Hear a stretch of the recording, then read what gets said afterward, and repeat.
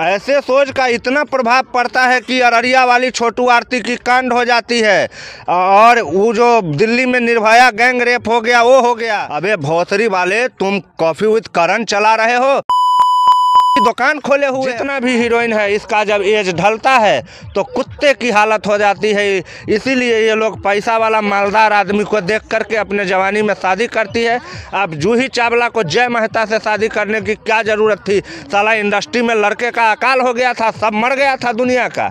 लेकिन नहीं, जय मेहता का पैसा उसको चाहिए, मज़ा तो शाहरुख खान के बेटों के साथ ले लेगी वो। दूसरी बात, शिल्पा शेट्टी को साला राजे कुंद्रा मिला जिंदगी में, और कोई नहीं मिला। साला सब समाज को करण जौहर खा जाएगा, हुए मर जाएगा साला। आपका दिमाग यहाँ से उड़ गया। मिला जुला कर देखें ना तो अश्लीलता का हद है बॉलीवुड, और वहाँ पर तमाम चर्सी नशेरी ड्रग्सी सब वहीं पर है। साले सब दिन भर रात भर नशा करते हैं, और बाप बेटी के साथ, माँ बेटा के साथ, कौन किसके साथ क्या करता है कुछ पता नहीं।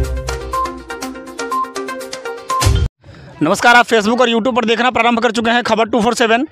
मामला बहुत ही संवेदनशील है। आमिर खान की 11 अगस्त को एक फिल्म आ रही है लाल सिंह चड्ढा, उसी के संदर्भ में हम बात करेंगे। लेकिन बाद में उससे पहले बात कर रहे हैं जो फिल्म डायरेक्टर है करण जौहर, उनका एक शो आता है कॉफ़ी विद करण, और उस पर जो गेस्ट आते हैं उनके बारे में कुछ बताइए, कैसी कैसी भावनाएँ वहाँ आहत होती हैं।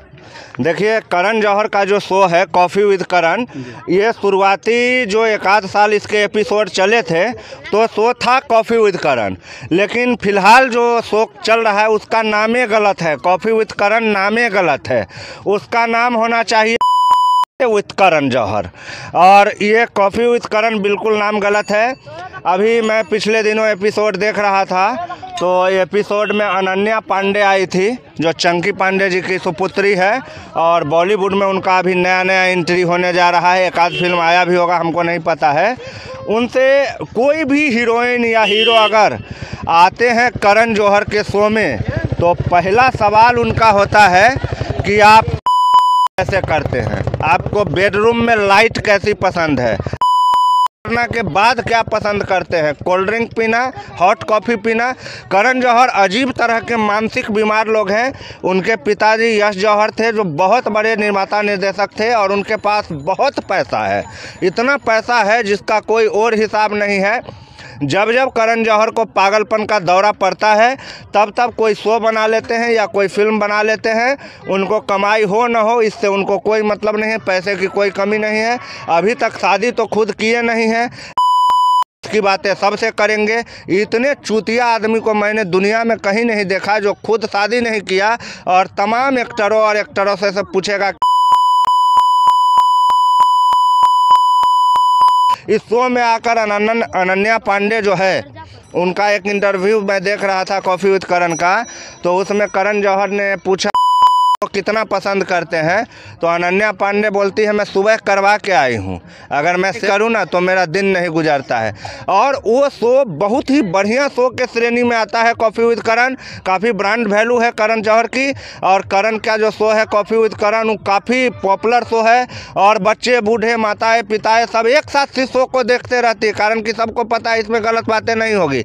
एक बार हार्दिक पांड्या और लोकेश राहुल ने इस शो में आकर के कुछ गलती बातें कर दी उल्टा पुल्टा, उनको सुप्रीम कोर्ट के तरफ से अब रियायत मिला है 4-5 दिन पहले, नहीं तो उनको बहुत जुर्माना भी हुआ था और 4-5 मैच से निष्कासन भी मिला था। ये लोग को उन पर बहुत सज़ा हो गई थी। लेकिन चूंकि बॉलीवुड कितनी घटिया इंडस्ट्री है आप इसका अंदाज़ा लगाइए। चंकी पांडे भी आता है शो में, और अनन्या पांडे भी आती है। बाप सामने बैठा है और बेटी बोलती है मैं सुबह मर के आई हूँ। मैं धन्यवाद देता हूँ उस बाप को जो ये बात सुनने के बाद भी साला चुपचाप वहीं पर बैठा है। कुल मिला जुला कर देखें ना तो अश्लीलता का हद है बॉलीवुड, और वहाँ पर तमाम चर्सी नशेरी ड्रग्सी सब वहीं पर है। साले सब दिन भर रात भर नशा करते हैं, और बाप बेटी के साथ, माँ बेटा के साथ, कौन किसके साथ क्या करता है कुछ पता नहीं है। अच्छा, आजकल तो बच्चे बूढ़े सब बैठ के परिवार के साथ टीवी देखते हैं। टीवी तो बाद, उससे पहले मोबाइल आ गया सबके हाथ में, बच्चों के हाथ में भी। कितना प्रतिकूल प्रभाव पड़ता है ऐसे सोच का बच्चों पर? ऐसे सोच का इतना प्रभाव पड़ता है कि अररिया वाली छोटू आरती की कांड हो जाती है, और वो जो दिल्ली में निर्भया गैंग रेप हो गया वो हो गया। जितने भी रेप होते हैं उसमें सीरियल और फिल्मों का योगदान, और ये मोबाइल जो 4G है मरने से चलता है। इसका योगदान 99% है रेप के मामले में। भारत में खासकर जिस देश में लोग औरत को नहीं देखे होते हैं, उस देश में फिल्म देखते हैं ना, तो उनके अंदर स्वाभाविक है कि हार्मोन्स बदलता है और उनको ये क्रिया करने की मन होती है। लेकिन जैसे उसको किसी को सहूलियत से हो गया तो उस कांड में नहीं फंसता है, लेकिन जिसको नहीं हुआ वो कहीं पर रेप, कहीं पर कुछ। अपने हैं 20 साल के तो 45 साल के औरत के साथ या 5 साल के बच्ची के साथ सुनते होंगे घटनाएं कि 7 साल के बच्ची के साथ रेप हुआ और दरिंदों ने उन्हें मार डाला। तो ये जो खराब तरह की फिल्में हैं, इसका तो बहुत फर्क पड़ता है। अच्छा, इसी सोच में कभी फिल्म अभिनेत्री दिशा पटानी, विद्या बालन और कियारा आडवाणी आया करती थी, उनको लेकर के क्या विचार हैं आपके?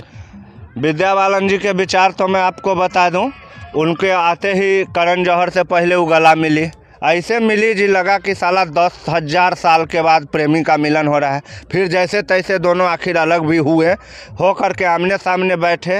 विद्या बालन का स्वागत करते ही करण जी का क्वेश्चन, उस नाम से उसको संबोधन कर रहे थे करण जौहर। हमको कोई दिक्कत नहीं, उनका मर्जी, जैसे मर्जी करे। विद्या बालन जी से पूछा गया कि आप कराते टाइम लाइट कैसा पसंद है, ज़्यादा लाइट पसंद है या मध्यम लाइट पसंद है?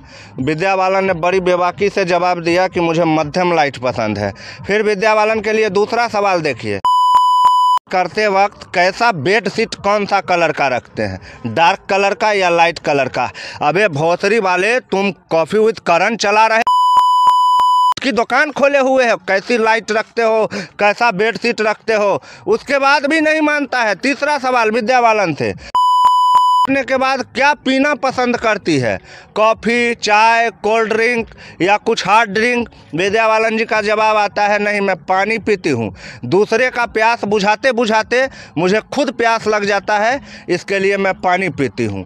अजीब शो है। दिशा पटानी एक दिन आए करण जौहर के शो में, दिशा पटानी जी को पूछा गया वैसा है, वो सब निशान है, उसको दिखाया था। दिशा पटानी ने तुरंत कहा कि इतने वाइल्ड हो जाते हैं टाइगर कि लगने लगता है सचमुच का टाइगर ने मेरे ऊपर हमला कर दिया है। और उन्होंने अपना फ़ोटो दिखाते हुए बोला कि आप मेरे पीठ के निशान देख के अंदाज़ा लगा सकते हैं कि कितना वाइल्ड होते होंगे टाइगर सराफ। हमें बड़ा आश्चर्य लगा, साला अगर कोई लड़की इस तरह की हरकत करवाती है तो अगर उनको आपत्ति है तो पुलिस में कंप्लेन करे या टाइगर सराफ के साथ नहीं रहे। मतलब इसको भी उस काम में मज़ा ही आता है और बोलने में तो और ज़्यादा मज़ा आता है। अभी परसों की खबर है, दिशा पटानी और टाइगर सराफ का ब्रेकअप हो गया है। तो ये जो रिश्ता है, एक बहुत बड़ा डायरेक्टर का शो आता था, क्योंकि सास भी कभी बहू थी, एकता कपूर का। उस शो में दिखाया क्या जाता है कि औरत आती है शादी करके घर में और फिर वो बहू रहती है, सास उस पर बहुत जुल्म करती है, फिर उसका बेटा होता है, फिर उसकी शादी होती है, फिर एक बहू आती है और जब ये सास के रोल में आती है तो ये भी जुल्म करने लगती है। तो सिस्टम सेम टू सेम चलता है।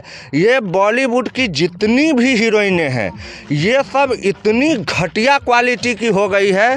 ड्रग्स, चरस, हफीम, दारू, सिगरेट, जितना भी दुनिया में नशा है सभी लोग का सेवन करती है ये लोग। अनन्या पांडे, शाहरुख खान के बेटे के साथ 1700 करोड़ वाला ड्रग्स का मामला जो समीर वानखेड़े ने खोदा था ना, उसमें भी अनन्या पांडे का हाथ था।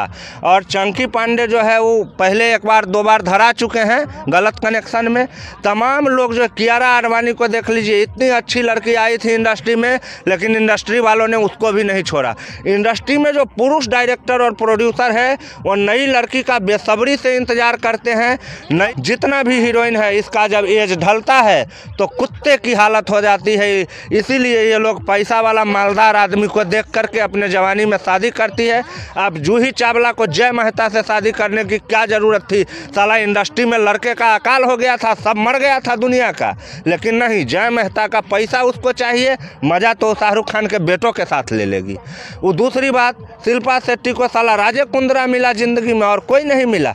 करीना कपूर को सैफ अली खान मिला, जिसका बेटा करीना कपूर से ज़रा सा ही छोटा है, लेकिन इसलिए कि सैफ अली खान नवाब है, उनके पास खानदानी अरबों खरबों की संपत्ति है, इनको कोई दिक्कत नहीं होगा। ये सब ट्रिक गेम खेलती है। ज़्यादातर का तो तुरंत तलाक भी हो जाता है झगड़ा लड़ाई होकर के, कुछ का अगर लंबा तलाक भी होता है तो 200-300 करोड़ का एनिमी मांगा जाता है। ये सब धंधा है, इस सब के चक्कर में नहीं पड़िए।